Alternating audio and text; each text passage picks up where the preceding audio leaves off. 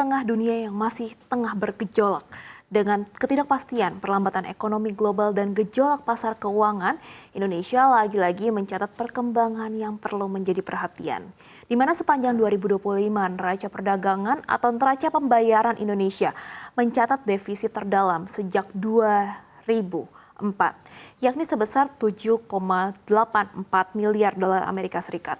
Angka ini bukan sekedar angka di atas kertas, tetapi ini memberikan gambaran terkait perekonomian Indonesia saat ini.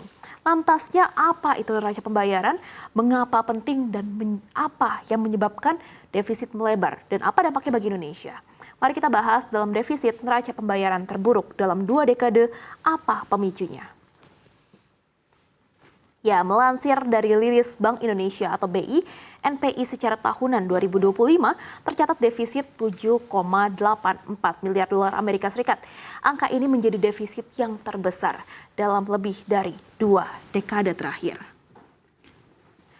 Dan ini juga berbanding terbalik dengan surplus di tahun sebelumnya yang mencapai 7,2. Namun perlu dicatat bahwa data historis NPI yang tersedia pada publikasi BI tercatat hanya hingga 2004. Nah, sebelum kita membahas lebih lanjut, kita perlu dalami dulu apa sih yang disebut sebagai NPI.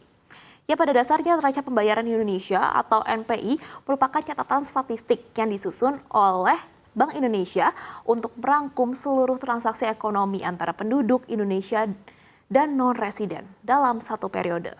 Pada dasarnya, neraca pembayaran ini atau balance of payment merupakan kombinasi dari banyak indikator. Dimulai dari transaksi berjalan, transaksi modal, transaksi finansial, dan juga selisih statistik. Di mana transaksi berjalan sendiri merupakan hasil dari ekspor, dikurangin impor, ditambah dengan neraca jasa, dan kemudian juga ditambah dengan pendapatan primer serta juga sekunder. Kemudian transaksi modal adalah hasil bersih yang diperoleh dari transaksi pengeluaran dan pendapatan modal, di mana terdiri atas aset tetap dan juga hibah investasi.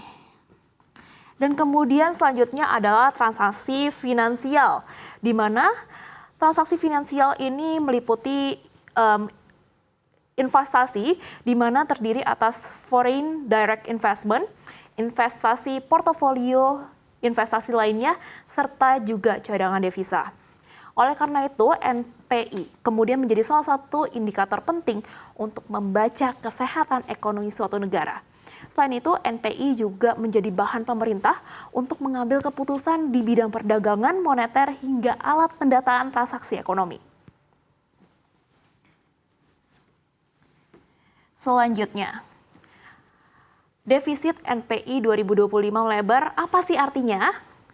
Nah, pada dasarnya defisit NPI menandakan bahwa kebutuhan devisa untuk membiayai ekonomi dan transaksi keuangan terlampau besar jika dibandingkan devisa yang masuk. Dengan demikian, ekonom pun kompak bahwa dampak yang paling terasa adalah nilai tukar rupiah, di mana menurutnya akan ada 2 efek yang paling terasa. Yang pertama adalah pelemahan rupiah karena permintaan valuta asing untuk impor, pembayaran pendapatan investasi, dan arus keluar modal yang cenderung lebih dominan jika dibandingkan pasokan ekspor pariwisata, remitensi, serta arus masuk. Kemudian jika tekanan rupiah melemah, maka dampaknya akan ke sini pemirsa. Jadi yang akan terjadi adalah premi risiko dan biaya lindung yang ikut naik, volatilitas pasar keuangan yang mudah membesar, dan ruang pelonggaran kebijakan moneter bisa menyempit. Karena Bank Sentral perlu menjaga stabilitas nilai tukar serta meredam inflasi impor. Kemudian kita beranjak ke slide berikutnya. Sebelum kita membahas bagaimana caranya agar hal ini nggak berulang, kita perlu ketahui dulu penyebab defisit MPI yang melebar di tahun kemarin.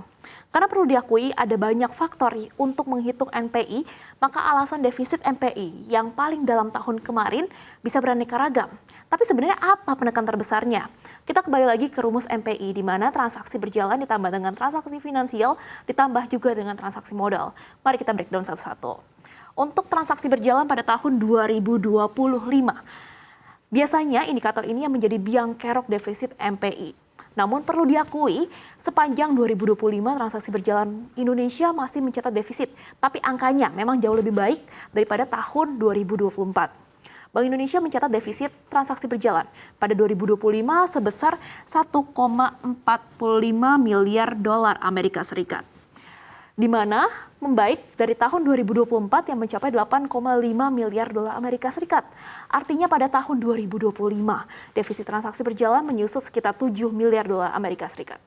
Kemudian kita beranjak ke transaksi finansial, di mana sepanjang 2025 transaksi finansial tercatat defisit 4,54 miliar dolar Amerika Serikat.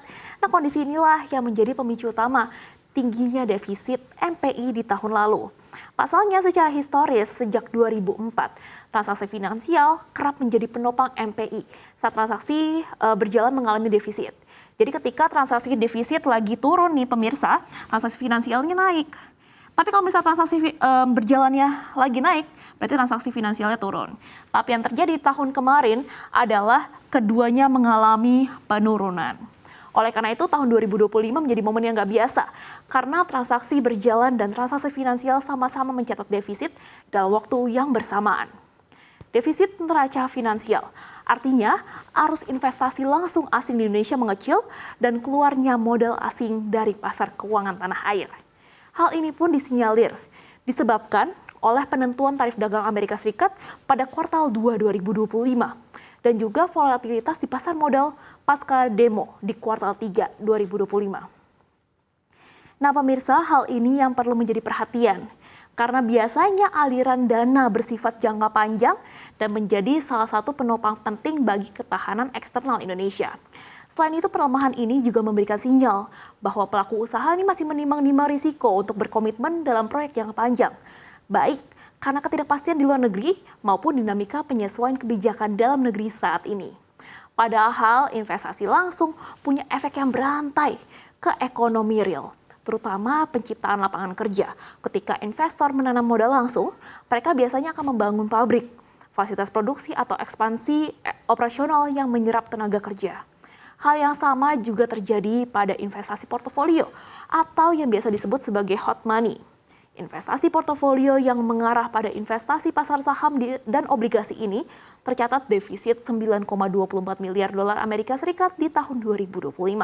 Berbanding balik juga daripada tahun sebelumnya ketika investasi portofolio surplus sebesar 11,63 miliar dolar Amerika Serikat. Nah, kita sampai ke tahap yang paling akhir. Bagaimana caranya untuk memperbaiki defisit neraca pembayaran ini agar nggak kembali melebar di kuartal ini atau bahkan sepanjang 2026? Tentu perbaikan perlu dilakukan ke kedua komponen penyumbang defisit, yakni transaksi finansial dan juga transaksi berjalan.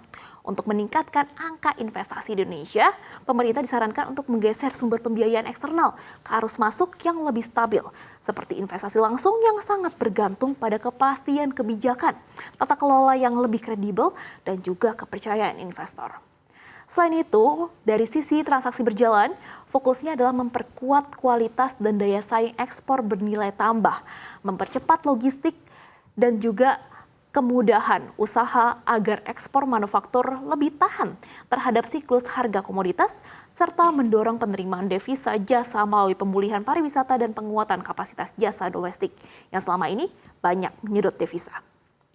Selain itu, secara operasional, koordinasi pemerintah dan Bank Sentral juga perlu memastikan kebutuhan pembiayaan falas yang dikelola hati-hati, memperkuat pendalaman pasar keuangan domestik, dan memperkuat budaya lindung nilai agar permintaan devisa tidak melonjak mendadak saat terjadi guncangan. Ya pemirsa, melebarnya defisit MPI 2025 menjadi alarm keras bagi Indonesia untuk berbenah diri. Terlebih Faktor penekan berasal dari neraca transaksi yang sangat berkaitan pada psikologis investor.